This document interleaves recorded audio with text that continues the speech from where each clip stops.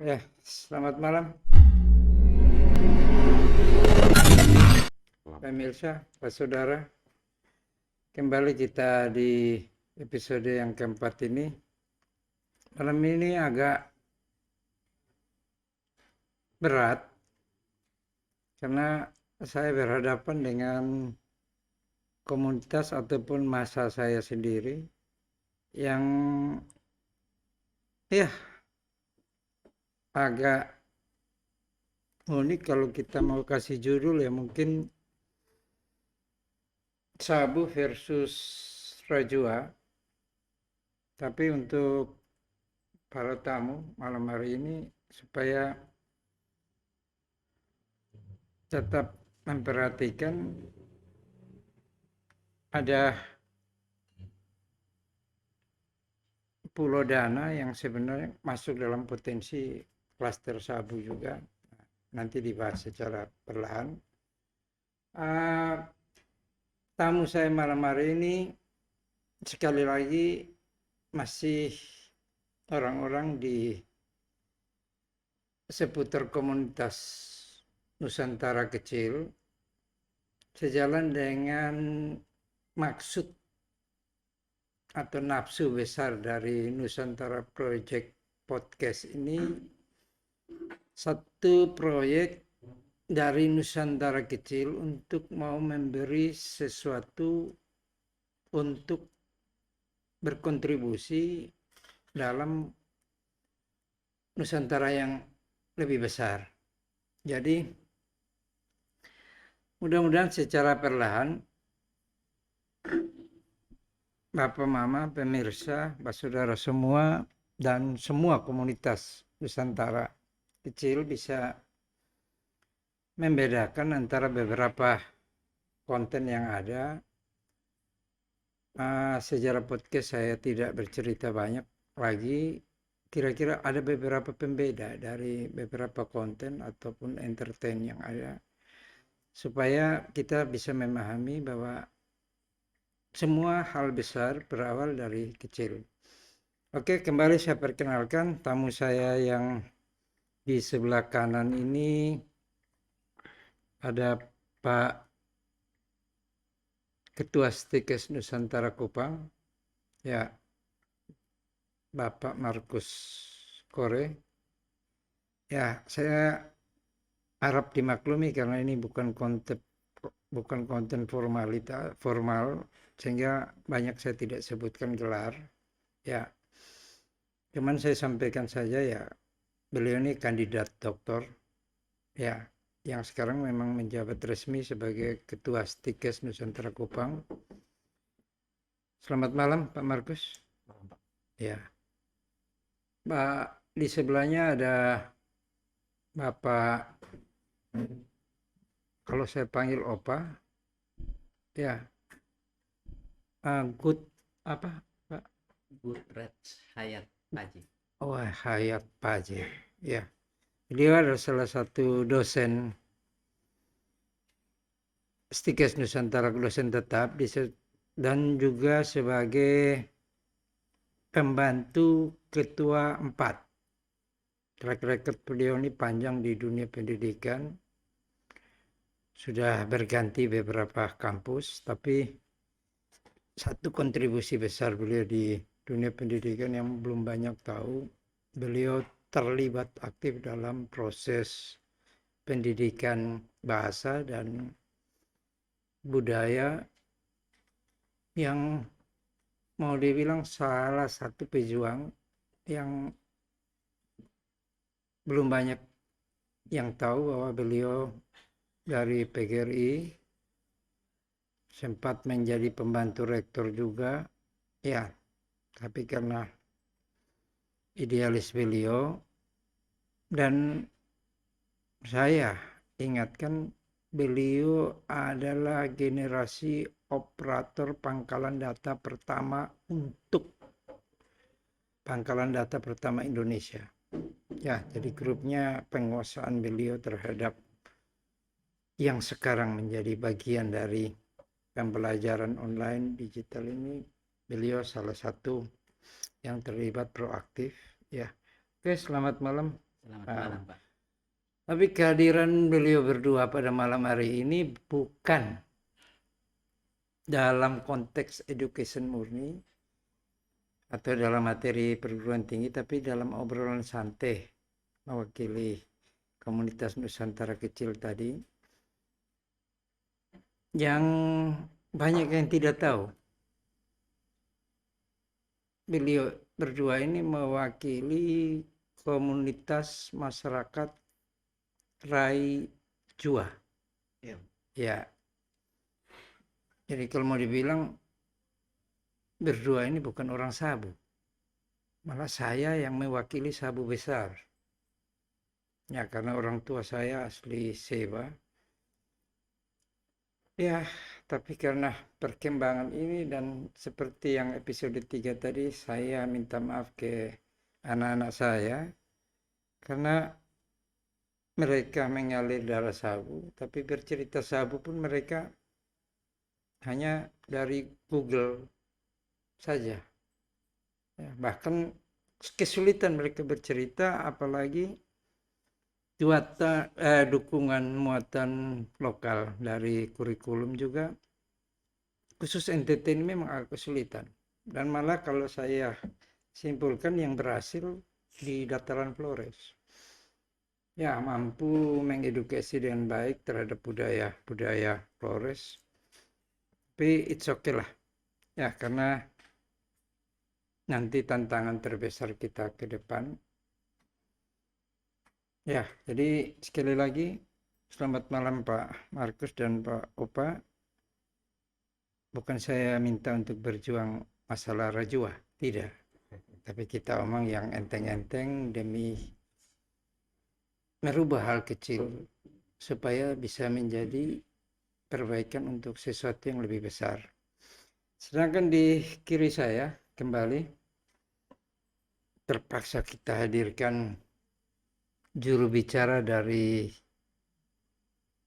Infocom atau dulu yang dikatakan penerangan, melalui kemahiran beliau dalam second profesi, yaitu host dan pembawa acara dan multi talent beliau di infotainment juga sebagai pemerhati budaya. Dan walaupun beliau guru olahraga yang katanya mau pensiun, tapi beliau punya darah kekuatan sebagai pemerhati seni dan khususnya untuk budaya lokal NTT. Saya sering panggil beliau Om Bas. Ya, lengkapnya mungkin Bastiano Detan, yang sangat terkenal di zaman-zaman era-era sebelumnya. Selamat malam Om Bas. Ya, sudah mulai. Selamat malam. Iya, Assalamualaikum lah, kira-kira begitu. Konten kita malam ini akan coba berbicara masalah budaya Sabu, komunitas Sabu, dan lebih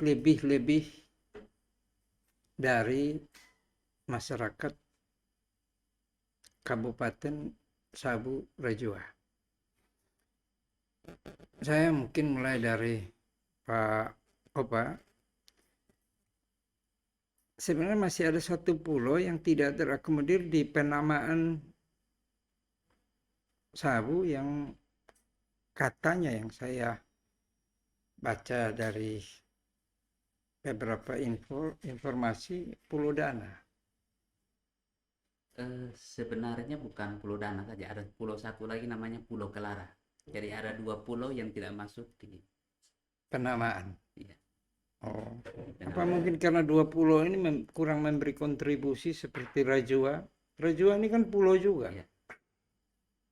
Tapi kalau Pulau Dana ini dia tidak berpenghuni. Sedangkan Pulau Kelara itu kadang-kadang baru muncul, lebih banyak menghilangnya begitu. Misterius berarti. Pulaunya agak mistis. Oke dah, Jadi saya sebenarnya takut kalau mau ke sana, tapi it's okay karena kita main yang aman-aman saja dan real-real saja lah kira-kira. Saya mulai ke beberapa materi ini dari kalangan peneliti yang saya dapat. Semua hasil-hasil penelitian kalau disimpulkan di garis besar, Pulau Sabu ini banyak yang pakai istilah surga kecil. Ya, surga tersembunyi ya yang ada di bagian salah satu surga. Ya istilahnya saya jadi bingung, surga dengan neraka kan katanya nggak jauhan itu. Ya, kira-kira maksudnya apa itu? Ya, jadi banyak orang mengatakan bahwa Sabu itu surga tersembunyi karena memang ada banyak sekali keindahan di Sabu itu yang belum tereksplor ke daerah-daerah lain atau belum banyak dikenal oleh orang lain. Wow. Pak Markus, setuju? Setuju. Apalagi dari kalau kita berbicara dari sisi budayanya, itu sama sekali belum tersentuh. Mungkin karena banyak persoalan sebenarnya. Seperti itu. Mungkin hal-hal seperti itulah yang menyebabkan orang berkata bahwa ini adalah surga tersembunyi tadi. Oh, begitu. Iya. Nah, di balik surga apa ada neraka? Nerakanya selatnya itu, Bang. Ganas katanya. Oh, selatnya yang jadi neraka, bro. Ya, brother semua, ya, saudara semua. Kira-kira Ombas masalah istilah surga tersembunyi ini setuju atau tidak? Kalau berdasarkan tampilan budaya dan juga berdasarkan perjalanan sejarah tentang hubungan antara Sabu dengan uh, masyarakat luar, itu saya pikir ya memang betul karena Sabu ini sudah dikenal, hanya zaman sekarang ini untuk mengungkapkannya itu yang saya bilang. Nah, itu agak-agak ada spasi untuk hilangnya. Nah, maksudnya Ombas sudah pernah ke Sabu? Saya pernah Pernah? Sabu sampai Raijua, man. Ah, ya. Nah, Mohon jadi maaf, Pak Saudara semua, pemirsa Nusantara Project Podcast ini, saya yang memang kalau dari nama saja, saya jelas orang Sabu, tapi minta maaf, saya belum berkesempatan mengunjungi Sabu karena satu dan dua hal. Tapi maksudnya bukan begitu. Setuju tidak, Mbak, kalau Sabu masuk klaster Nusantara Sabu apa tadi surga tersembunyi? ya, pertama kita lihat surga tersembunyi itu karena memang ada banyak sekali kekayaan budaya, kekayaan alamnya yang memang belum terungkap sehingga orang belum tahu. Tapi kalau udah tahu mereka, oh sekian lama ini tersembunyi, ini kayak surga yang tersembunyi gitu. Contoh Kelaba Maja itu. Apalagi itu. Itu ada satu struktur alam di sana itu yang memang bentukan alam, tapi kalau kita lihat dari jauh itu kayak candi gitu. Oh, begitu. Jendela Iya. dari Grand Canyon di Amerika. Iya. Wah, Nah, ini banyak tidak. hal yang belum Tolong supaya substansinya bisa dapat. Kita jangan lebih ke pariwisata ataupun konteks yang sepertinya ini karena metodologis ini yang memberi istilah ini dengan tingkat kepakaran yang kalau boleh saya katakan mungkin ada hal-hal tertentu yang selain dari fenomena alam sehingga dia memberi masukan itu. Oke lah, mungkin begini aja. Sebelum ke Rajwa, dulu ke Om Bas, Ya. masalah tenun. Pak Jokowi pernah memakai tenun sabu rajua, khususnya sabu dulu ya. Karena saya juga nggak tahu apa ada beda antara tenun sabu dan tenun rajua atau menjadi satu nanti. Yang community rajua sabar dulu. Tapi yang informasi yang saya dapat, tenun ini dipakai Pak Jokowi di satu konten resmi, beberapa acara resmi, dan termaksud di awal-awal beliau memakai tenun ini, dan langsung dikupas menjadi nasional bahkan internasional, yang sepintas menurut pemahaman saya dari cerita-cerita Pak Jokowi memakai tenun sabu tadi, di situ sebenarnya tergambar bahwa ini sebenarnya surga dari tenun itu. Kira-kira informasinya begitu. Kira-kira menurut Om Bas? Ya itu ya.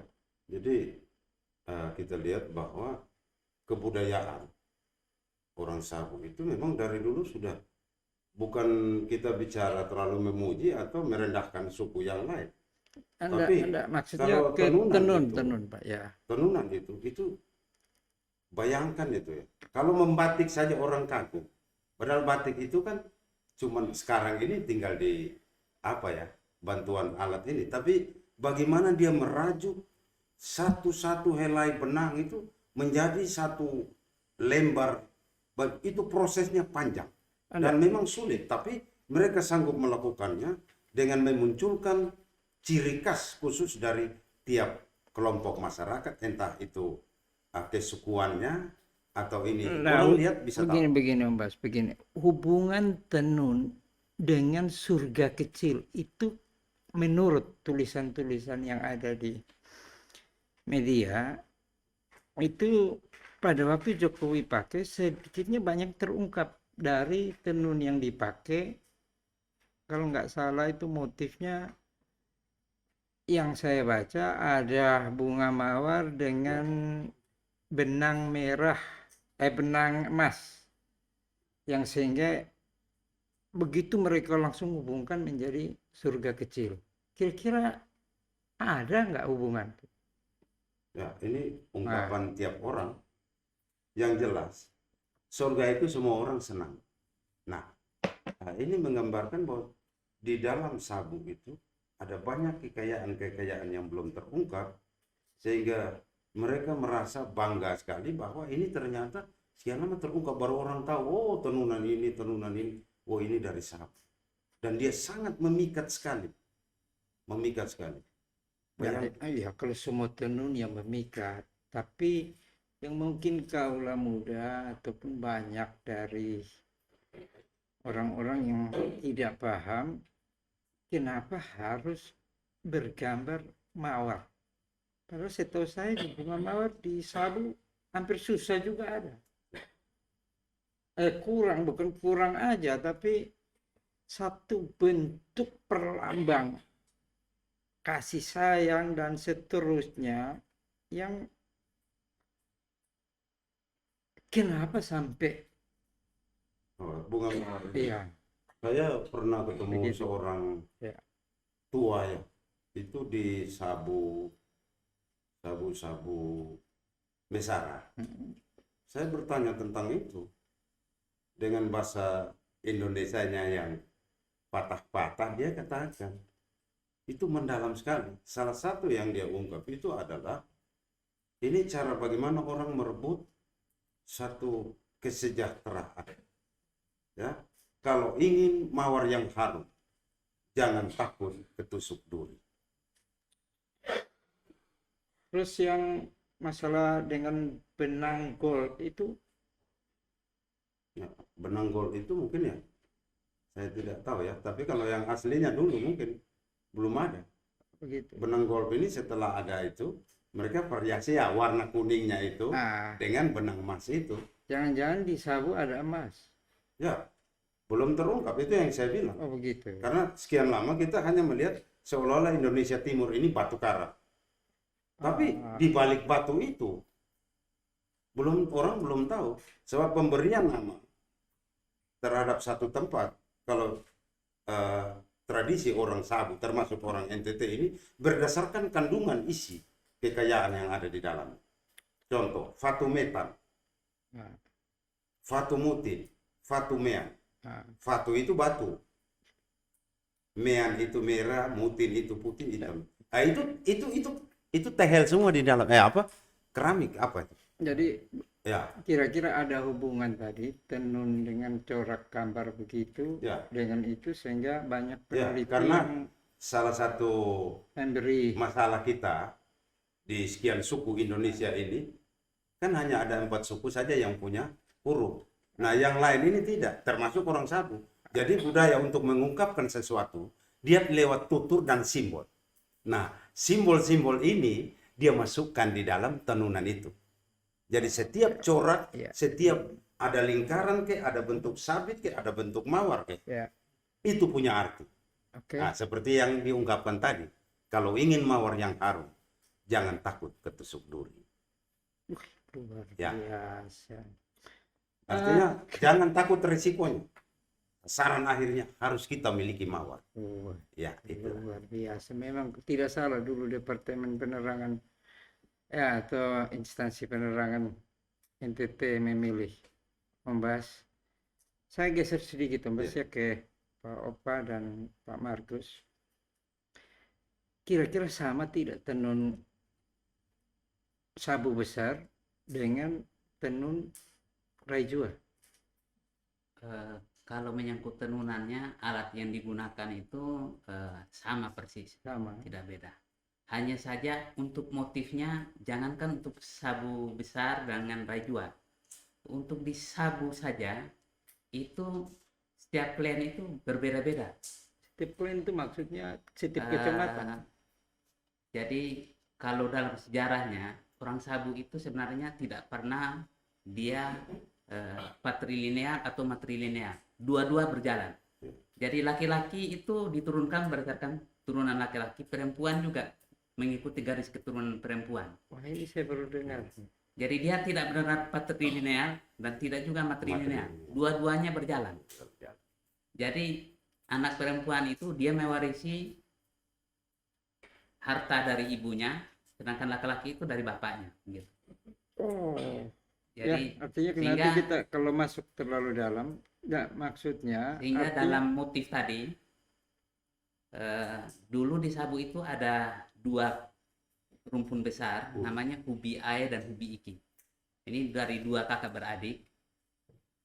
Kemudian dalam prosesnya mereka berkelahi berkaitan dengan motif yang dibuat. Kemudian akhirnya berpisah dan motif yang dibuat oleh orang Hubi Ae tidak boleh dipakai oleh orang Hubi Iki. Demikian juga sebaliknya. Karena itu identitas, itu KTP pertama sebenarnya untuk membedakan bahwa orang ini Hubi Ae atau Hubi Iki. Oke. Pak Markus kembali berarti menurut informasi secara resmi memang berbeda motif antara Beda-beda. sabu besar dengan raijua, ya. Tapi yang sama katanya yang sama dari sabu dengan raijua itu budaya berciuman. Salam jumpa. Ya, sama-sama bercium hidung juga, Ya, cium hidung. tapi tidak pakai bibir. Salam jumpa ya. Anak muda yang pakai bibir. Anak muda yang pakai bibir. Ya kalau pakai bibir pasti kena tembakau. Ah, Kalau enggak pakai tembakau. jadi pemirsa saudara semua,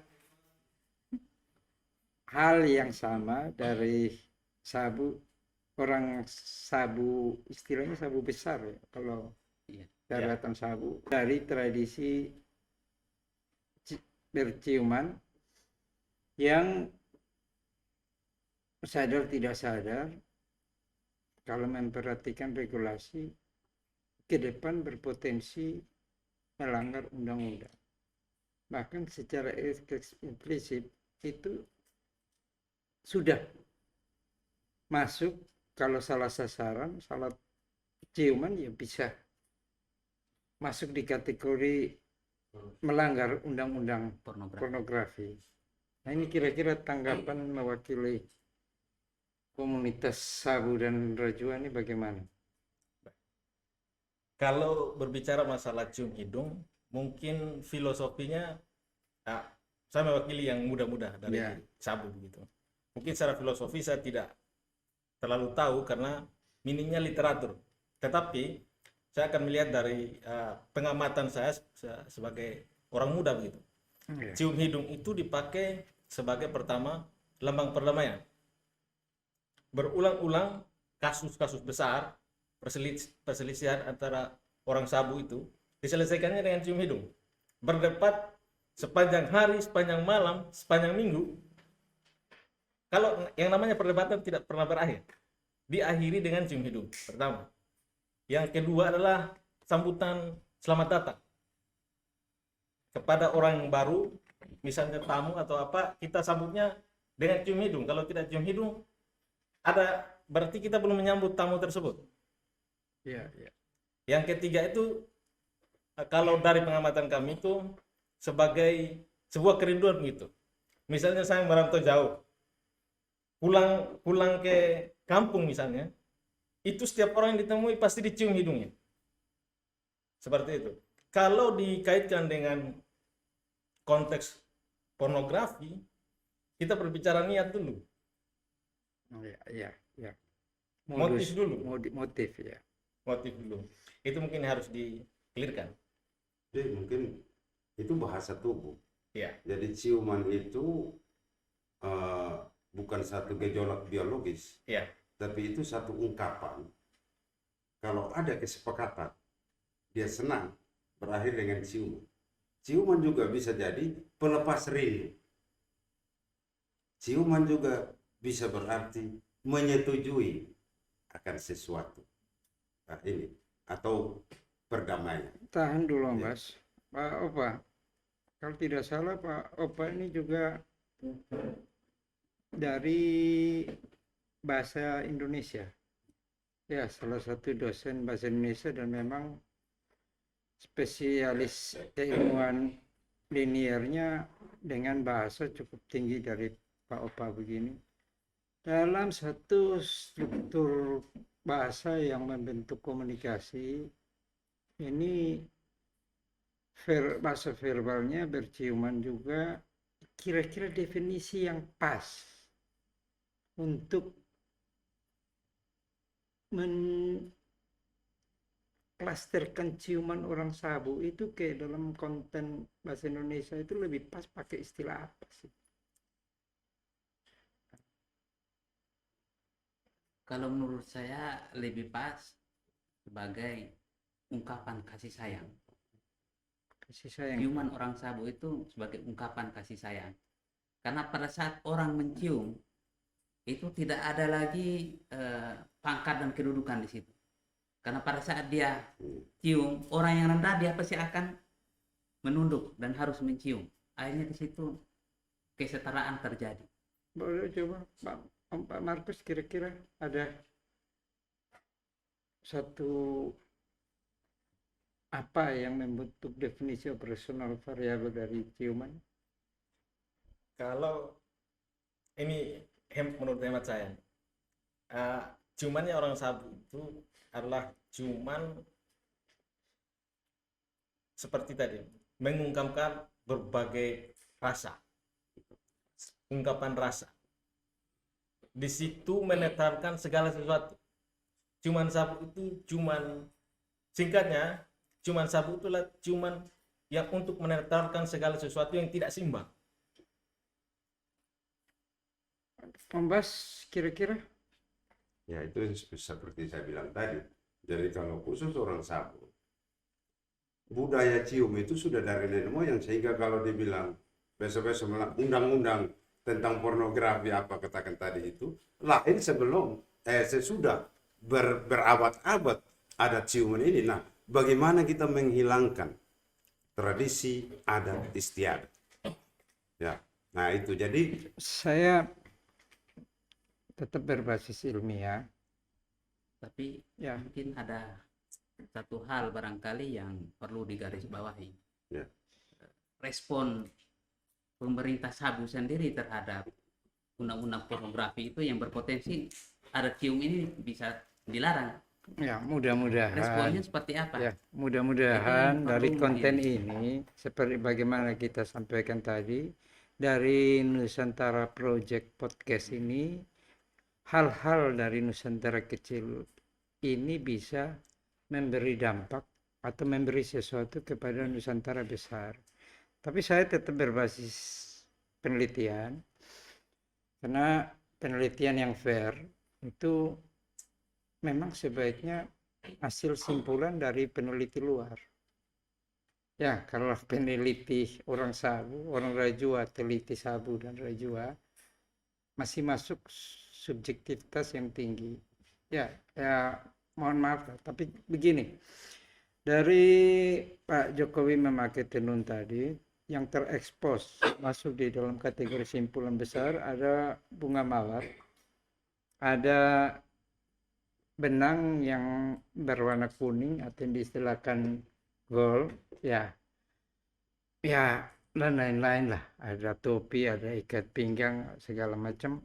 Tapi intinya simpulan salah satu peneliti kuat dari peneliti kuat yang terekspos kalau tidak salah di Rio Post, bahkan Jawa Post juga, dia tinggal 30 hari di Sabu dan di Rajua, ya, yang menyimpulkan ini hanya butuh persetujuan, yes or not, itu merupakan simbol ketulusan, ya, sehingga kekuatan termaksud diperlambangkan dengan cross, ya. Memang banyak konsep dasar atau paradigma yang mengatakan itu kasih sayang. Tapi beliau mematakan itu beda antara kasih sayang dan ketulusan. Karena kasih sayang bisa berbuah nafsu. Ya, tapi satu budaya yang menggambarkan karakter kuat dari orang Sabu. Ini menurut peneliti tadi. Tinggal Pak Om Dorang membenarkan, Pak Saudara menyeskan atau tidak. Tapi secara hasil dia menyampaikan bahwa ini masuk variabel definisi personal itu orang Sabu dengan adat istiadat dan simbol-simbol yang mengukuhkan, disimpulkan bahwa ini menjadi satu bentuk orang tulus. Kira-kira apa? Menurut saya begini, ketulusan orang Sabu di dalam tenunan itu tidak hanya lewat satu motif itu saja tadi, tapi semua motif Sabu itu bicaranya tentang ketulusan. Bicaranya tentang ketulusan hati. Nah, kemudian kalau saya melihat bagaimana orang Sabu bisa mengadopsi mawar di dalam motif tenunannya, itu adalah suatu kemampuan yang luar biasa. Karena memang di Sabu tidak ada mawar, bos. Ya, tidak ada mawar. Right. Tapi kemampuan mereka beradaptasi dan memasukkan itu sebagai salah satu motif mereka. Kalau di Sabu itu memang ada khusus motif adat itu tidak bisa diubah. Nah, kemudian ada motif yang bisa dipakai oleh semua orang. Ya, dipakai oleh semua orang. Itu yang motif yang bisa dibuat dari model apa saja, tergantung dari kreativitas para penenun. Ya, Pak Markus. Ya, hanya untuk menambahkan saja, termasuk tadi yang benang kuning tadi, itu adalah bentuk variasi sekarang. Kalau tenunan aslinya sama sekali itu motifnya sedikit sekali. Bahkan kalau yang kain tenun yang asli Sabu itu tidak boleh dibuat dari benang-benang yang diperjualkan dari tekstil itu, tapi dia dipintal dari kapas. Warna aslinya hanya 4 warna. Oke, paham. Seperti itu. Ya, Om Bas, kira-kira masalah ketulusan orang Sabu, Om Bas juga mengamini? Ya, saya mengamini karena itu. Sekali lagi, budaya ini sudah menjadi milik dan salah satu ciri orang Sabu. Itu sudah dari berabad-abad yang lalu. Sedangkan undang-undang ini mungkin mau diterbitkan tanpa pertimbangan. Ada perilaku budaya salah satu anak bangsa, sekelompok anak bangsa yang hidup di Nusantara kecil ini, Sabu Raijua. Ya, Itu dulu. Nah, saya mungkin yang terjadi itu kalau penyalahgunaan ciuman ini seperti Yudas, dia salah gunakan ungkapan cium, dia cium untuk menjual. Tapi kalau orang Sabu, cium bukan karena birahi. nah ini Itu yang sekali lagi, yang yang ungkapan ketulusan. yang saya bilang membahas terburu-buru masuk di konteks religius, konteks agama. Kita tahan dulu sedikit, nanti ada masuk ke substansi itu. Nah, masih di masalah ketulusan orang Sabu itu atau di simbol, salah satu simbol, karena memang kita hanya berdasarkan tutur dan Simbol. ya Tutur dan simbol-simbol simbol. yang ada. Oke lah, ketulusan tadi mungkin saya juga melihat hasil simpulan peneliti-peneliti yang ada, saya mungkin bisa terima, bisa mengiyakan lah. Itu mereka sudah berjuang meneliti dalam, cuman masalah memang ada bunga-bunga bahasa ataupun persoalan mendasar di bahasa Indonesia yang membuat tafsir menjadi sesuatu yang berbeda dari pandangan orang lokal dengan orang nasional, apalagi orang internasional. Tapi dari simbol rose tadi, ya dari bunga mawar, kira-kira kalau saya memberi sesuatu paradoks, itu perlambang surga. Nah, simbol yang melambangkan neraka ini mungkin seperti Guns N' Roses, GNR. Saya, jadi itu ada surga, ada neraka. Kan GNR itu mawar dengan senjata tadi. Nah, kalau Pak Opa tadi bilang nerakanya ada di selat, atau Pak Markus bilang begitu, coba dicarikan simbol neraka yang lebih pas untuk Sabu. Klarifikasi dulu nih. Ah, Kenapa saya bilang selat Sabu itu ganas tadi, karena apa ya? Setiap tahun pasti ada korban. itu nanti sebenarnya- kita masuk substansi sendiri, karena itu yang saya dapat dari beberapa peneliti, itu masalah di puting beliung dan lain-lain, dan katanya mereka sudah ada obat, dan yang dapat obat atau memberi penetrasi itu memang orang Rajua. Ya, jadi tahan dulu, hanya kembali tadi ke satu bentuk istilah surga tersembunyi, ya, karena saya memang ros, tapi sifat dunia ini hampir susah ditemukan. Ya, kalau simbolnya ketulusan tadi sebagai bentuk surga, yang tadi peace, kedamaian, kasih sayang muncul dilambangkan dengan ros. Karena setiap Valentine pasti kasih ros. Tapi kalau dibawa ke internasional, ya saya bilang mungkin itu lambang GNR, Guns N' Roses. Ya, jadi pasti ada neraka, yang kira-kira simbol nerakanya untuk orang Sabu. Dan ini mungkin belum ada peneliti juga yang menyampaikan, tapi oke lah, bencana-bencana lain-lain, faktor alam, nantilah kita bahas, karena kalau itu lebih masuk ke konten yang lebih religius. Ya, karena ada hasil dari beberapa peneliti yang harus saya sampaikan. Ya, sampaikan, dan memang untuk kaula muda, saudara semua mungkin banyak yang terlupakan dari sisi sejarah, sehingga yang muncul lebih banyak kepada konten pariwisata lah. Ya, apa ada simbol apa ya yang mau dibilang di Sabu juga, selain tadi selat, puting beliung, mungkin ada neraka. Ada harusnya. Ada Harusnya. Ya. Tapi Kalau GNR kan lambangnya rose sama stone. senapan, ya. Kalau berbicara senjata, Sabu itu identik dengan senjata. Nah, itu yang saya tunggu dari tadi, begitu. Tapi Kira-kira kadang orang Sabu itu, ini tidak banyak yang tahu juga. senjatanya ada yang terlihat dan ada yang tidak terlihat. Dan katanya menurut itu lebih banyak yang tidak terlihat. Bagaimana Pak Opa menyikapi? Kalau di Rajua itu pencipta semua senjata gaib itu saya punya nenek Oh, moyang. saya tidak bilang gaib, kan saya cuma ngomong neraka tadi. Yang tak kentara itu ya. Yang tidak kentara. Ada 7 senjata di Rajua itu, ada 7 senjata. Ah, Yang itu penciptanya saya punya nenek moyang. waduh Tuhan, saya minta maaf Opa ini. Garis keturunan langsung. Ya, Tapi- saya minta maaf. Ya, kira-kira Om Bas bagaimana? Ada satu ungkapan juga. Kebetulan saya punya bayi. Baru kami orang Rote. Ya, Tapi itu bertugas di Sabu. Bahkan dulu terjadi kawin malam. ya. Yang namanya Mateus Detan, salah satu bayi. Kawin dengan Katerina Nami. Hmm.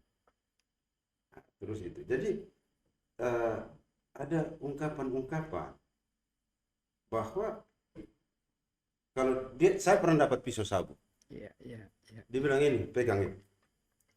Ini ada surga, ada neraka di sini. Dia ungkapkan gitu. Pak Tua ini itu di jalan mau menuju Koloketita di Rejua. Ada surga dan neraka di situ.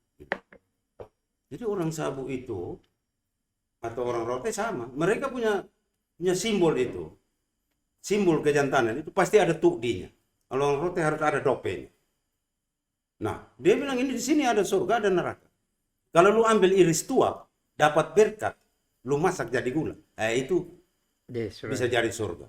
Tapi kalau lu ambil horo orang puleher, itu lu neraka. Luar biasa. Jadi surga dan neraka itu satu di dalam tukdi itu. Sejauh mana lu gunakan itu? Ya, jadi untuk Itu untuk- simbol kejantanan laki-laki. Untuk Pak Sabu Opa saya atau- minta tahan tadi, ya karena menurut bahasa internasional senjata itu lebih banyak yang terlihat.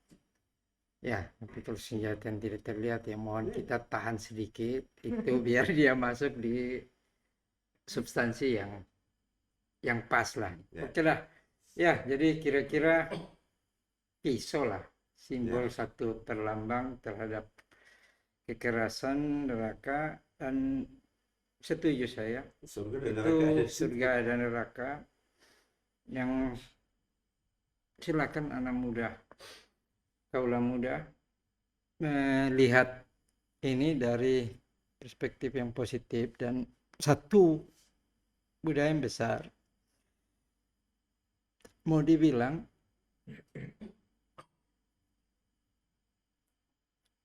dari penggunaan senjata surga itu kehidupan mayoritas besar tidak akan jauh dari pohon tuak. Ya, terlebih hasil dari pohon tuak yang identik dengan gula sabu yang menjadi suatu simbol atau sumber kehidupan untuk orang Sabu, bahkan menurut yang saya dapat informasi dari beberapa penelitian itu gula sabu juga termasuk penyelamat ya, mungkin nanti bisa dilihat lah, ada beberapa suku Eropa yang memang katanya ditugaskan ke Australia terdampar di sabu dan lain-lain, ya salah satunya itu, tapi itu kan bisa dibaca di buku-buku di literatur. Saya sedikit masuk ke pohon tuak. Pohon tuak ini tidak banyak yang tahu asal usul pohon tuak yang sebenarnya.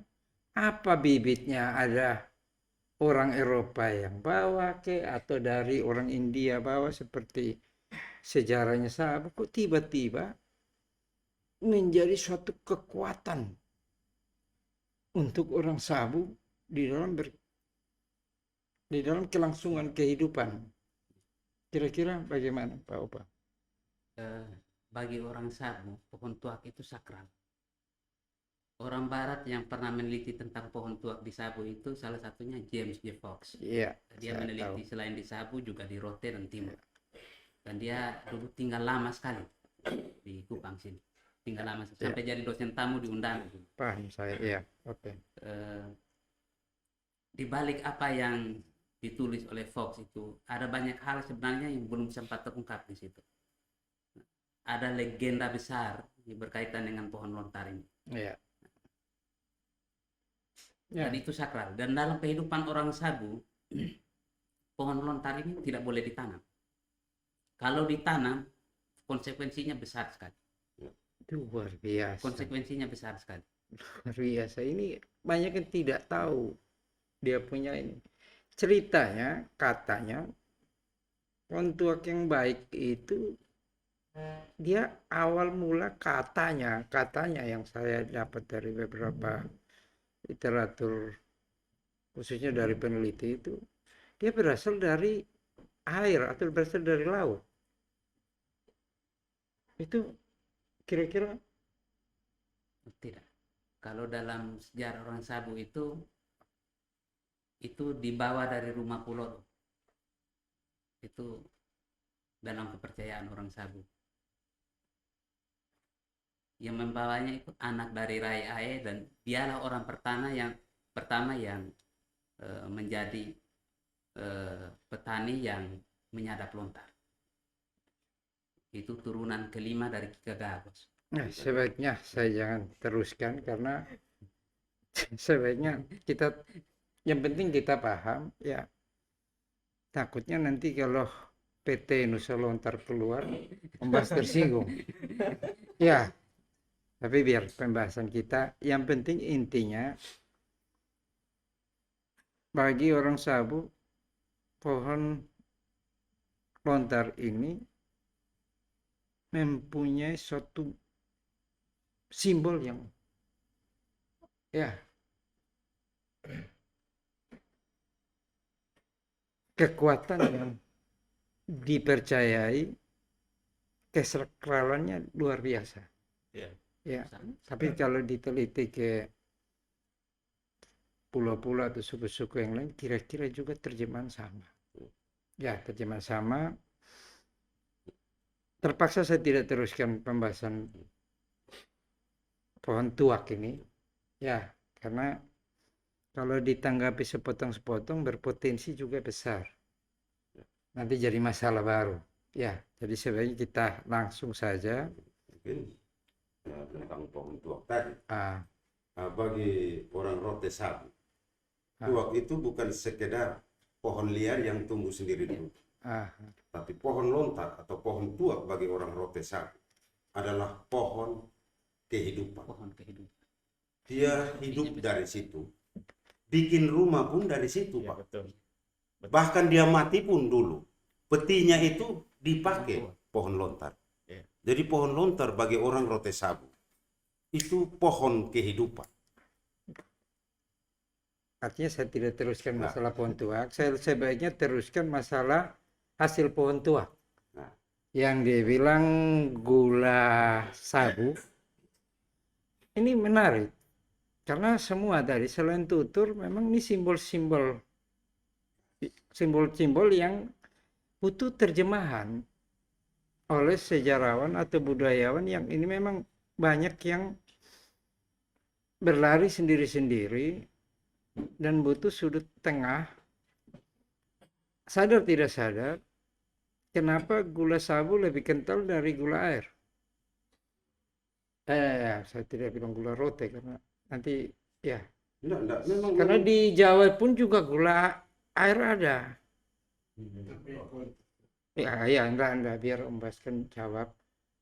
Yang saya juga bingung. Semestinya orang roti juga bisa bikin gula kental. Tapi lebih memilih gula air. Ya. Karena fenomena simbol-simbol ini kira-kira menurut Om Bas? Satu, kalau gula sabu itu dalam penggunaan mengkonsumsinya Ya. beda sama orang Sabu bisa saja mari makan gula. Karena gula itu kental. Ya. Jadi bukan seperti minum. Kalau mau jujur saya sering kali itu. Kita makan gula. Ya. Tapi kalau orang Rote, dia bilang mari minum gula. Mainin tuan nasu. Memang karena minum. Jadi cair. Nah mungkin itu kalau saya tafsir saja. Bahwa menurut saya dibikin lama begitu. Supaya dia juga tahan lama. proses masaknya Ya, proses masaknya lama. Jadi itu bisa sampai berbulan-bulan bahkan tahun tidak rusak itu. tidak rusak. Puluhan Tidak tahun, rusak. ratusan tahun Tidak sampai. rusak. Tapi ada satu fenomena menarik, Mas. Dan ini juga banyak yang tahu, tetapi banyak juga yang tidak mampu membuat tafsir, apalagi mendefinisikan. Pak Opa dengan Pak Markus, ada satu tradisi besar. Dan katanya penelitian itu ini yang dilakukan awal mula itu dari suku Rajua, yaitu memberi persembahan ke laut ataupun tadi selat itu dengan membuang gula sabu, kacang hijau, ya seperti ritual-ritual persembahan. Dan memang ada istilah sabunya yang saya juga ya, tapi hampir pasti, permisi Om Bas, itu gula air tidak boleh dibuang, apalagi gula lempeng, harus gula sabu. Ini simbol yang menarik, fenomena yang menarik. Kira-kira Pak Opa, ini betul tidak yang saya dapat informasi? Jadi sebenarnya dalam kepercayaan masyarakat Jitu di Sabu itu, dia percaya bahwa setiap tempat itu ada pemiliknya begitu. Sehingga di selat itu juga ada pemiliknya. Ya. Nah, bagaimana caranya dia supaya dia tidak marah dan seterusnya? Maka kita harus memberikan persembahan. Nah, persembahan itu ada banyak hal sebenarnya. Ya. Tapi yang paling umum dilakukan oleh orang Sabu itu siripinang. Itu yang paling umum. Selain itu bisa apa saja sebenarnya, tergantung dari ketulusan hati orang yang mau memberi. Jangan karena dia takut mati terus dia kasih, tetap tidak bisa lolos. Kembali ke konteks tadi, karena saya berdasarkan berhasil dari beberapa hasil penelitian luar, ya sekali lagi saya berusaha menjauhkan, walaupun saya orang Sabu, saya lebih suka pakai istilah Sabu besar, nanti agak kurang pas nanti saya bawa. Ini saya masuk tadi ke agama tadi, Bapak. Ini sebelum mungkin orang bilang kepercayaan, saya lebih suka ini agama nih. Ya, ini agama, tapi ada informasi kuat yang saya dapat, katanya orang suku Rajua itu bagi orang Sabu cukup mendapat suatu penghargaan yang luar biasa dan diakui oleh seluruh community bahwa menghadapi masalah puting beliung lain-lain, ya katanya sampai ada yang mempersembahkan lidah atau apa, pernah dengar mungkin ya, kira-kira supaya ini saudara, khususnya anak-anak muda inilah ya, karena mungkin di buku ada yang tertulis, saya juga tidak yakin, tapi yang saya dapat informasi begitu, itu kira-kira benar atau tidak? Seperti yang saya bilang tadi, persembahan itu apa saja sebenarnya. Tapi kembali lagi pada ketulusan orangnya. Jadi tidak harus persembahkan lidah dan seterusnya. Nah, tapi enggak, ceritanya ini persembahan lidah ini pernah dengar dan sebenarnya membuat ya mungkin mistis atau bagaimana, tapi yang saya dapat dari informasi yang membuat suku Rajua begitu fenomenal dan kuat, dan hasilnya memang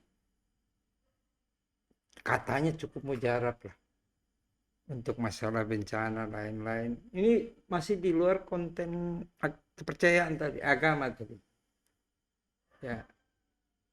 kira-kira benar atau tidak masalah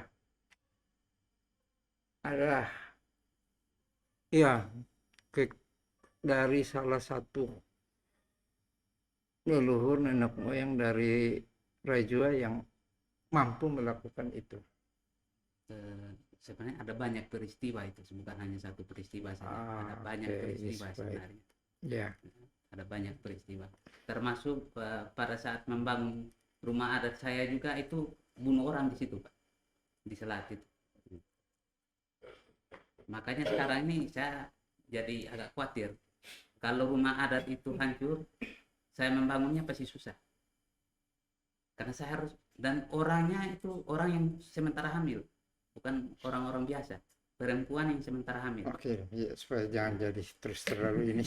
Saya berusaha berhati-hati sekali tadi. Jadi pemirsa, saudara semua, khususnya kalau muda, mari dilihat dari konsep positifnya, ya, supaya ini bahasa-bahasa simbol sebenarnya bukan simbol saja, tapi tutur yang mendapat pengakuan mayoriti sehingga tercatat. Ini juga harus dihargai. Ya, oke lah, saya ganti topik lah supaya jangan menjadi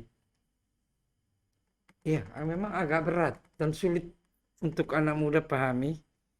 Nanti saya teruskan malah jadi ini. Lebih baik saya oleh segenap orang,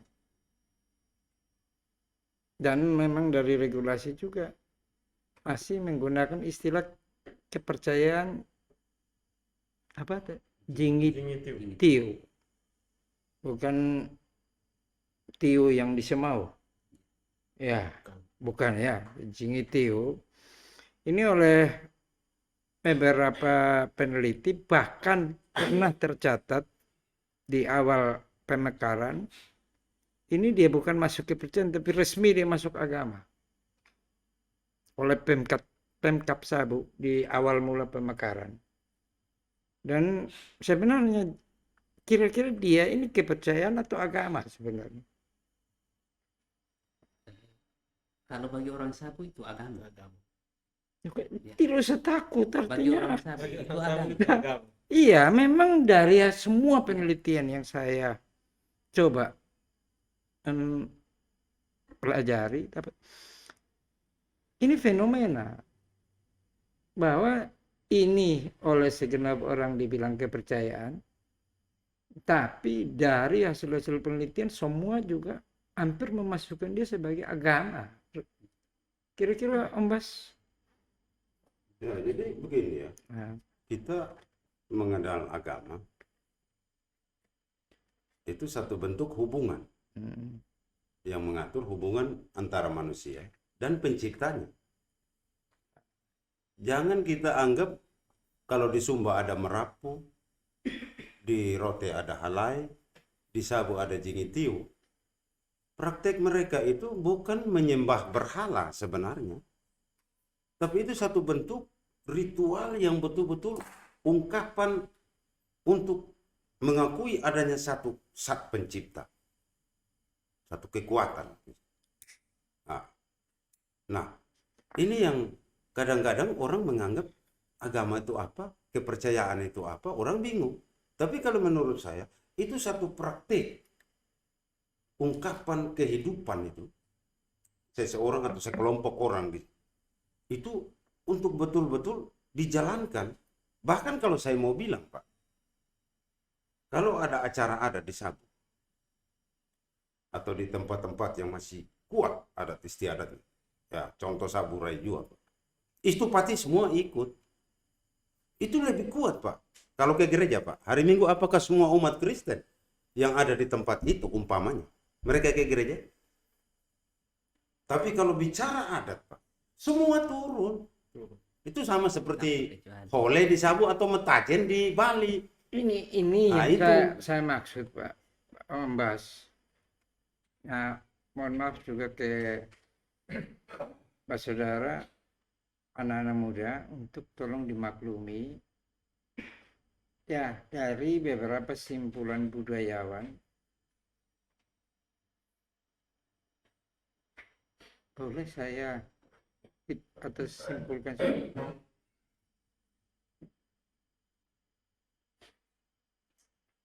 benar atau salah ya, tolong. Saya hanya kita diskusi kecil. Ya, mudah-mudahan materi kecil ini. Ada yang bilang, ada yang bilang faktor misionaris agama ini juga sebagai salah satu, atau agama ini kalau disimpulkan merusak budaya. Kira-kira tanggapan Bisa jadi. bisa jadi. Karena memang itu kenyataan. Ya. Pak Markus? Bisa jadi karena ada peninggalannya yang berusaha apa membentuk berbagai suku di Sabu itu dulu. Om Bas? Ya, tapi kalau menurut saya itu memang ketidakpemahamannya saja. Ingat, kita orang Kristen. Yesus sendiri pernah mengatakan, "Aku datang bukan untuk menghapuskan Taurat nenek moyangmu, Tapi menggenapi tapi itu. untuk menyempurnakannya, menggenapinya." Berarti Taurat nenek moyang, hukum adat nenek moyang kita, termasuk orang Sabu dan lain-lain, itu tidak dia salahkan, apalagi dia musnahkan, tapi dia menyempurnakannya, Ya, menggenapinya. maksud saya jangan terlalu kasar. Nanti kan konten kita ini dianggap bagian dari Tidak, artinya propaganda apa. Tapi saya murni bincang-bincang ini mau menggali bagian paradok daripada budaya Sabu yang banyak sebenarnya anak muda yang tidak mengerti, khususnya masalah kepercayaan Jingit Tiwu ini yang atau dibilang oleh orang Sabu. Kalau Ini diambil penelitian besar ini mungkin agama. kepada para peneliti, kita punya Begitu. prinsip dulu. Barang siapa yang mau memberi, dia harus memiliki. Kalau saya mau memberikan penjelasan tentang Sabu Raijua, saya harus memiliki dulu data tentang Sabu Raijua. Sebab kalau orang tidak memiliki, tapi dia mau memberi, Pak, itu salah-salah pepesan kosong. Jadi ya kita mau memberikan penjelasan, penelitian apa segala macam, kita harus memiliki dulu. Nah, Kesimpulannya setuju lah kira-kira bahwa sebenarnya ini bukan hanya masuk di kategori kepercayaan, tapi dia resmi.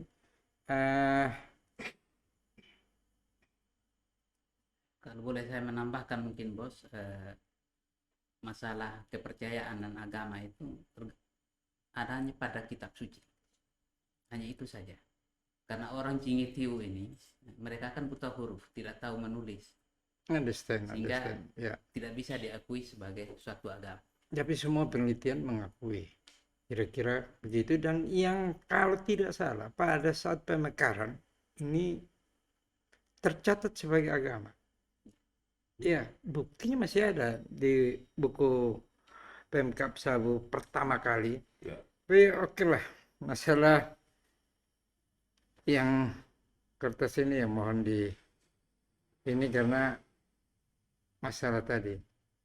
Setelah orang mati tadi, terus yang tadi opah masuk ke yang budaya yang bikin merinding juga, yang mohon dimaklumi karena ini konten banyak disaksikan anak muda bahkan anak remaja. Ya, tolong supaya kita lebih memberi yang jangan masuk dulu ke hal-hal yang terlalu. Ya, tapi saya yakin mereka mungkin juga akan menggali sesuatu dan menemukan banyak-banyak question di situ. Ya, saya sebelum nanti masuk ke beberapa titik ini, masalah cium, masalah agama, saya rasa cukup lah. Ya, ini yang termaksud fenomenal seperti Sabu, itu masalah tadi dari ciumnya kok Yudas. Ya, Yudas. Tapi yang paling sebelum ke klaster Yudas, Petrus yang mendapat teguran. Ya, nah kalau Petrus, omong-omong Petrus, dia lebih ke ayam. berkokok. Nah, yang menarik di sini, Perancis dia punya simbol negara ayam. Ya, semua Bali pun ayam. Saya yang bingung di Flores pun rata-rata Flores juga langsung mengklaster ayam putih untuk Khusus Manggarai. Manggarai, ayam hitam untuk klaster yang ada. Ya, ada apa yang membuat konotasi ayam kok sekarang dia bergeser menjadi judi. Ya, sedangkan kalau dari beberapa penelitian sabung ayam di Sabu itu simpulannya bukan judi. Kira-kira Pak Opan dan Pak Markus ini seperti apa sih dia? Penyebab utamanya itu uang sebenarnya. Oh begitu, berarti uang inilah sumber dosa. Sumber dosa uang. Oh. Karena sebelum orang Sabu mengenal uang, judi tidak ada. Taji ayam itu murni hanya sebatas taji ayam, tidak ada judi. Setelah ada uang, baru orang mulai taruhan, 10.000, 10 juta dan seterusnya. Sebelum itu tidak ada. Tapi kalau kita ingat sejarah juga, beberapa di kerajaan Jawa juga, taruhan benar salah, itu dipertaruhkan dengan ayam sampai mempertaruhkan kerajaan. Nah, jadi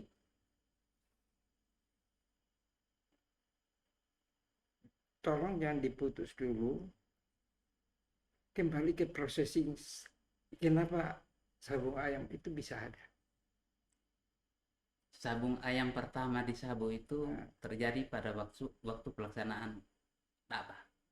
Pada zaman dulu itu Dakba itu perang antar suku di Sabu. Iya, Perang tanding. setuju. Perang Ya. antara suku di Sabu. Kemudian setelah tokoh Maja ini kembali dari merantau, dia mengubah itu. Tokoh Maja ini mengubah. Jadi bukan lagi berperang orang-orang, tapi ayam. Masing-masing suku ini disuruh membawa ayam jantan. Kemudian ayam jantan itulah yang dipertandingkan di situ sebagai pengganti manusia-manusia yang berperang tadi. Tapi simbol sabung ayam, saya geser sedikit ya Om Bas, ya, supaya menjadi pembanding yang kuat. Kira-kira di tetangganya Sabu, Rote itu ada sabung ular tidak? Saya kira tidak ada.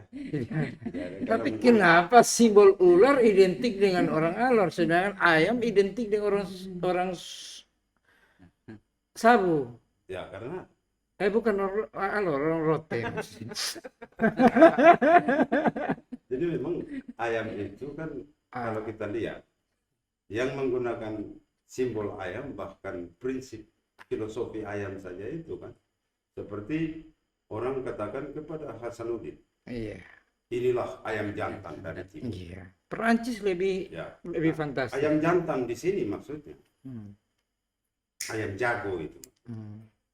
Nah, proses menuju Ya. jadinya ayam jago, sekali lagi, keberhasilan atau kemenangan itu proses.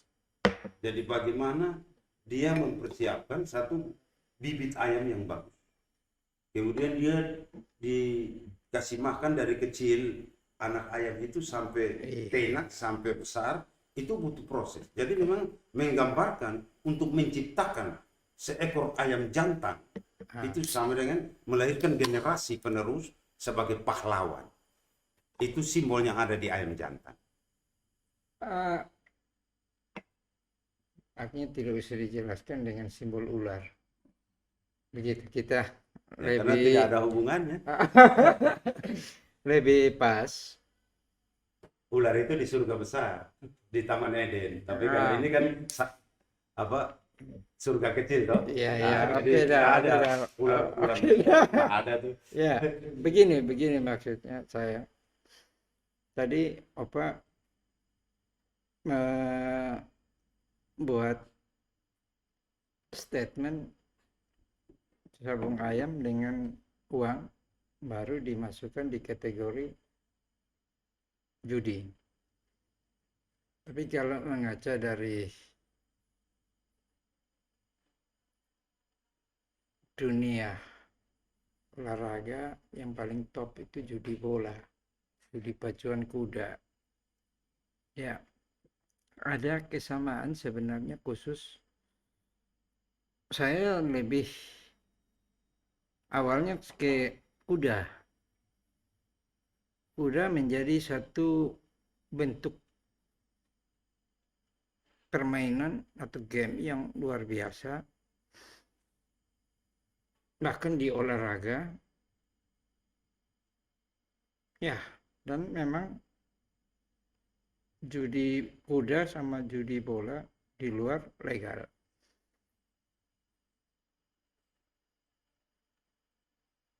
Ayam itu dalam konten sejarah yang begitu kuat. Bola dan kuda itu bisa didoping.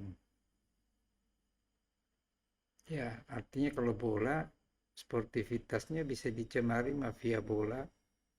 Ya, kuda pun begitu. Ada mafia kuda karena sudah menjadi satu standar seperti mata uang lah, 1:berapa. Yang dibaca dari beberapa peneliti, ayam ini, apalagi yang dibilang ayam jago, hampir susah dia terlibat dalam tindakan-tindakan mafia. Ini yang waktu dia berkokok tidak ada yang bisa tahan. Nah, termasuk pertarungan. Fair play pada sabung ayam itu hampir kita tidak dapat di fair play di binatang lain. Mungkin kira-kira maksud saya tadi. Ya, sehingga ini menurut peneliti begitu. Ya, sehingga termasuk Perancis punya sebagai perintis beberapa revolusi juga mengakui. Bahkan sebagai lambang itu silakan lihat sejarahnya. Ayam ini suatu perlambang luar biasa dari satu proses yang begitu kuat, masalah sportivitas tadi. Dan dia pun salah satu hewan yang diakui. Ya, kalau simbol atau yang tertulisnya masalah berkokok Simon Petrus, mungkin kalau diteruskan variabelnya sampai di sabung ayam ini. Kira-kira itu maksud dari ya peneliti-peneliti terhadap ayam. But okay. Jadi sekali lagi, bagian ritual sabung ayam di sabu itu merupakan bagian dari satu proses adat resmi. Ya, begitu. Dan penyelenggaraannya memang resmi. Ya. Oke. Nah, kahole. Ya, hole. Ya. Kalau di Bali metajen itu. Oh, itu. Kalau di Rajua namanya takba. Ada tapak, bisu dan lain-lain. Oh. Berbagai macam. Itu semua unsur turun. Iya. Iya. Artinya walaupun ada perintah agama Kristen lah yang mayoriti di sana. Pendeta juga ikut pergi nonton. Ya mungkin kita Begitu. mengharamkan sesuatu bukan karena barang itu yang haram. Penyalahgunaan itu. Seperti narkotika. Oh, diciptakan Tuhan pasti ada gunanya. Hanya kita salah gunakan. Yang masalahnya kan penyalahgunaan narkotika. Ya. Bukan adanya narkotika. Tapi tidak ada narkotika di sabu tuh. Nah, iya, ini ibaratnya gitu. Ibaratnya Oke, ini taji ayam tadi kan. Saya sedikit langsunglah kita keluar saja. Nah, karena ini super menarik dan durasinya juga sudah cukup panjang ini. Tapi beberapa istilah belum masuk. Saya ke Padoa. Padoa ini bagian dari satu simbol juga. Ya, kekuatan maksud daripada apa? Dia tarian atau ritual, saya juga jadi bingung. Kalau saya lihat foto apa orang rote kalau Siapa lagi? putih atau Oh, apa? foto yang sendiri, Ya, ya itu foto. itu ritual atau memang bentuk seni? Eh, itu ungkapan seni. Ungkapan seni ya. Kalau saya bilang begitu. Nah, Biasanya itu. padoa ini yang saya dapat informasinya ini bukan bentuk seni tapi bagian dari ritual. Ya, artinya proses yang sebenarnya ada satu maksud besar seperti apa kira-kira. Kenapa harus menjadi padoa dan katanya ada momen-momen besar yang harus dilaksanakan ini tradisi ini katanya begitu. Kira-kira apa? Sebenarnya ini ada kaitannya dengan ritual di Sabu. Penciptanya ini namanya Kepi pula. Kalau tanya di orang Sabu tidak ada yang tahu nama pencipta padoa ini, tidak ada yang tahu. Paham. Ya. Namanya Kepi pula. Dia menciptakan tarian ini untuk mengenang ibunya. Kemudian dia menciptakan tarian ini karena dia sangat berduka, bagaimana supaya dukanya itu hilang. Kemudian dia menciptakan tarian ini mengundang orang banyak. Kemudian dia mulai karena padoa ini tidak hanya tariannya saja, tapi ada nyanyiannya di situ. Ada tuturannya. Nah, ya, ada tuturannya di situ. Dan yang dituturkan itu adalah kehidupan orang tuanya itu. Semacam rintian-rintian. Minimal silsilah. Iya. Ada silsilah bagaimana dia hidup sampai dengan dia mati. Kalau saya bercanda, orang Sabu sedikit susah menjadi vokalis atau menjadi penyanyi. Ya. Nah, dia untuk kategori bermain nada agak kesulitan. Ya, tetapi rintian tangisannya sangat merdu. Nadanya pas semua. Ya, makanya saya bilang kok orang Sabu bisa jadi penyanyi, saya yang bingung juga. Ya, malah merdunya kalau dia rintian tangisan ya mungkin masalah daripada doa mungkin. Jadi it's okay lah. Ya, it's okay. Terus katanya ada ritual panjat tuak yang menjadi pembeda orang Sabu dengan orang suku-suku lain. Ini maksudnya apa? Kok jadi masalah hanya panjat saja kok jadi sesuatu yang punya arti yang begitu besar ini kira-kira? Saya pernah baca itu juga di sebuah media sosial. Iya. Mereka membandingkan antara bagaimana orang Sabu dengan orang Rote memanjat tuak. Kalau orang Sabu pohon tuaknya itu dia ikat yang pakai batu. masalah bilang orang Rote sebaiknya lihat ke Mbak, kan lihat ke saya kan saya juga bingung.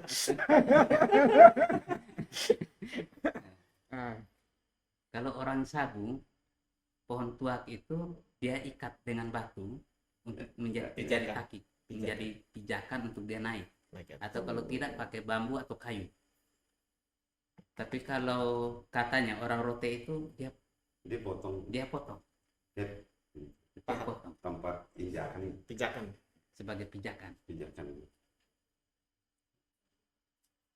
Kemudian dari dua peristiwa itu mereka menarik kesimpulan-kesimpulan di situ. Begitu. Ya. Kesimpulannya kira-kira kalau orang Sabu Dia memanfaatkan orang tapi tidak menyakiti orang.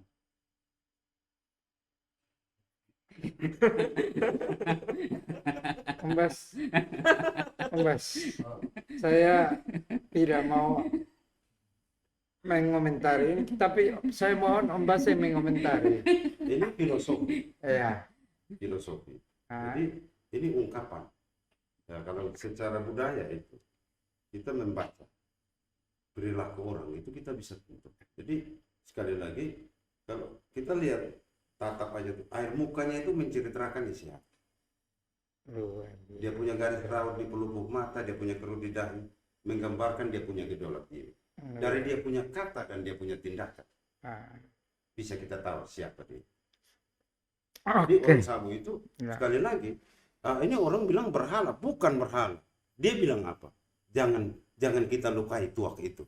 Karena apa? Mereka sulung kita. Bang, oh ya pantas. Kita manusia ini kan ciptaan terakhir. Coba tahan Mereka dulu, lahir duluan pohon-pohon itu. tahan dulu, Ombas. Ada satu kata kuat dari Ombas yang Ya. saya dapat, masalah sulung. Ya. Ini Pak Saudara, Bapak Mama, para kaula muda, mungkin saya yakin kok dari tafsir-tafsir keagamaan dan belum banyak juga keberanian yang saya lihat di konteks sekolah minggu, walaupun termasuk guru-guru. Banyak yang belum berani membuat definisi operasional variabel terhadap hak kesulungan. Ya, walaupun di dekat Kampung Solor itu adalah sulung budi. Ya, saya nggak mau teruskan, tapi saya kutip sedikit. Sangat penting, karena seorang pemimpin belum tentu adalah seorang leader. Seorang bisa saja diberi jabatan tertentu, tapi bukan serta-merta itu artinya dia memiliki kapasitas dan kompetisi sebagai leader. Ya, seorang leader adalah orang yang mampu menjadi teladan dalam tindakan dan cara berpikir.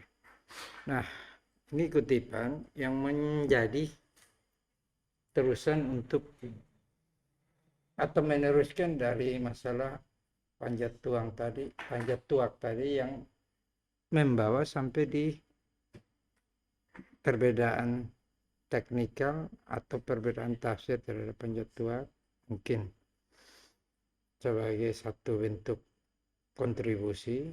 Nah, tapi dari sisi agama ada masalah yang belum populer. Banyak yang masalah tafsir dari agama itu hak kesulungan hanya serta-merta terhadap satu bentuk DNA terhadap anak pertama. Nah, ini banyak kesalahan mendasar dalam kita memberi tafsir. Ya, hak kesulungan itu berkat sempurna. Itu berkat yang DNA-nya resmi dari Yang Maha Kuasa, bukan melalui aliran darah. Ya, terusan-terusannya ya silakan nanti dikupas. Tapi dari proses ritual tadi, ya saya masalah panjat tuak tadi akhirnya diselesaikan, kita dapat ketemu beberapa masukan. Ya, jadi bahkan yang saya baca dari luar, hubungan hak kesulungan mungkin dalam tradisi kesukuan ini menjadi fenomenal. Ya, fenomenal masalah dan seterusnya ke agama. Ada 3 berkat dari hak kesulungan yang berkat sempurna tadi: umum, anak Tuhan, anak yang taat. Ya, kira-kira dari bicara kesulungan saja. Ya, malah yang fantastisnya ya kupasan di buku-buku di Jawa yang saya dapat. Ya, oke lah, jangan diteruskan di situ, nanti dipikir kita bikin aliran baru, agama baru, nanti jadi masalah. Closing statement dari Pak Opa kepada the next generation untuk menyikapi masalah suku, agama, dan Pancasila, kira-kira ya pesan-pesan ke mereka supaya bagaimana materi-materi umum yang kadang kita bawa ke muatan lokal harus bersinergi supaya jangan salah tafsir ataupun terus membias kita menjadi divide et impera dengan suku-suku yang kita tonjolkan. Tapi mari kita ambil yang positif dan kita buang yang negatif. Closing statement dari Opa. Pesan saya untuk adik-adik yang generasi muda, kalau Anda mengaku sebagai orang Sabu atau orang apapun, pahamilah budayanya. Karena percuma Anda mengaku sebagai orang Sabu tapi tidak paham budaya Sabu. Kemudian mungkin bagi orang-orang atau yang biasa mengambil kebijakan tentang budaya, tolonglah perhatikan budaya-budaya ini agar tidak punah. Bagi saya, budaya Sabu terancam punah. Data menunjukkan bahwa orang Jingitiu itu di Raijua tinggal 22%. Itu yang terbesar. Sementara di Seba itu hanya tinggal 3% saja. Dan kalau orang Jingitiu tidak ada lagi, budaya Sabu pasti hilang. Mungkin Markus. Kalau dari saya melalui podcast ini tentunya juga terkait dengan pergeseran-pergeseran nilai karena modernisasi. Ya. Saya ambil satu contoh saja. Misalnya tadi satu perhelatan budaya yang kalau zaman saya dulu kita tunggu setiap tahunnya. Karena itu dihelat 1 tahun sekali. Yaitu Tapa tadi. Kalau dulu Tapa itu semua orang Sabu itu berdiri di pinggir jalan menonton. Kalau kita pernah nonton film Kolosal, orang pergi Tapa itu sama seperti itu. Ada pasukan berkuda, ada pasukan jalan kaki. Ada pedang, ada tombak. Nah, karena modernisasi, lupa yang dilupakan tadi, ini apa? Dan mereka berpakaian adat lengkap. Sekarang yang terjadi, orang pakai motor langsung ke tempatnya, ke tempat adu ayam tadi. Yang mengikuti aturan seharusnya itu tinggal sedikit. Lama-lama jadi hilang. Maksud saya begitu, kalau misalnya anak-anak muda mendengarkan ini, ingin melestarikan budayanya, dia harus kembali kepada budaya aslinya. Seperti itu saja. Oke, terima kasih Pak Markus. Terima kasih Pak Opa. Mungkin dari Om Bas sebagai pemerhati budaya. Ya, artinya untuk generasi penerus kita perlu baik-baik memiliki budaya. Karena budaya ini ada 3 dimensi. Ada original culture, ada standing culture, ada counter, ya, ada partner kultural, ada counter kultural. Jadi ada budaya original, budaya asli, ada budaya sanding. Budaya sanding ini maksudnya budaya luar yang datang dan bisa diterima. Ini contoh. Sebagian masyarakat NTT di Flores Tengah, di Sabu, di Timor sini, mereka tidak tahu membatik. Tapi kalau mereka berpakaian adat lengkap, atribut tertingginya ada destar kepalanya, batik. Closing statement. Nah, ini karena terjadi Ya. partner kultural. Artinya budaya luar yang diterima Ya. dan bisa disandingkan dengan budaya kita, itu tentu ada perjalanan istilahnya. Dari dulu orang Sabu Raijua itu juga sudah punya kesepakatan dengan Majapahit. Mereka mengakui Majapahit sebagai satu-satunya kerajaan besar yang mempelopori berdirinya satu kerajaan Nusantara, ujung-ujungnya NKRI. Jadi bukan orang Sabu Raijua, walaupun buta huruf, bukan dia tidak tahu tentang NKRI, justru dia pelopor sebagai simbolnya itu. Jadi saya termaksud kena karmanya Majapahit. Ya, entahlah. Itu satu ya. Jadi budaya sanding bisa diterima itu. Ya. Nah, ada counter kultural. Ya, excuse Nah, me, itu excuse me. budaya luar yang datang terus mau menggantikan Ya, budaya kita dengan ini. Seperti mohon maaf, saudara-saudara kita yang di sebelah, ya, Mas Tibo. Ya mereka bahkan nama sendiri pun keturunannya pun sendiri dihilangkan. Mereka itu kan rumpun keluarga yang berbahasa Tetun ya. dan eh, Dawar. Mas, Tapi begitu datang mereka sudah diganti Da Costa, Da Gomez, budayanya udah lain. ya. Nah, Sekarang nah, masuk ke closing ya. statement untuk Jadi the next generation ya, jadi menyikapi ada budaya regional itu dipertahankan, boleh menerima budaya datang, budaya luar yang datang, tapi bisa disandingkan. Tapi jangan sekali-sekali menerima counter kultural, budaya tanding. Dia datang mau mengalahkan budaya kita dan kita kehilangan ciri khas. Nah, oleh sebab itu kepada generasi muda, mari kita lestarikan budaya ini. Kalau bukan kita siapa lagi, kalau bukan sekarang kapan lagi. Dan kita harus berdiri teguh seperti pohon lontar. luar biasa. So, pohon lontar itu dia berpucuk ke atas, Iya, tapi dia berpelekepah ke samping. iya, Berpucuk ke atas itu maksudnya untuk pertumbuhan atau peningkatan taraf hidup dengan kebersamaan atau gotong royong. Dia merangkul, itu dia berpelekepah ke samping, tapi untuk kuatnya, iya. sampai dari seorang pemimpin untuk kuatnya, dia harus berakar ke bawah. Setuju. Artinya sasarannya masyarakat bawah yang merupakan sasaran pembangunan. Ya, oke. Terima kasih. Bapak Mama, Pak Saudara, kaula muda, pemirsa, karena closing statement dari beliau mengarah ke pemimpin, saya terpaksa kutip. Ya, semua orang pada dasarnya adalah pemimpin. Ada memimpin banyak orang, ada yang memimpin lebih sedikit orang. Minimal setiap orang adalah pemimpin untuk dirinya sendiri. Di Sabu ada gunung, di Rajua ada gunung, di Sabu ada burung, di Rajua ada burung. Sekian dan terima kasih.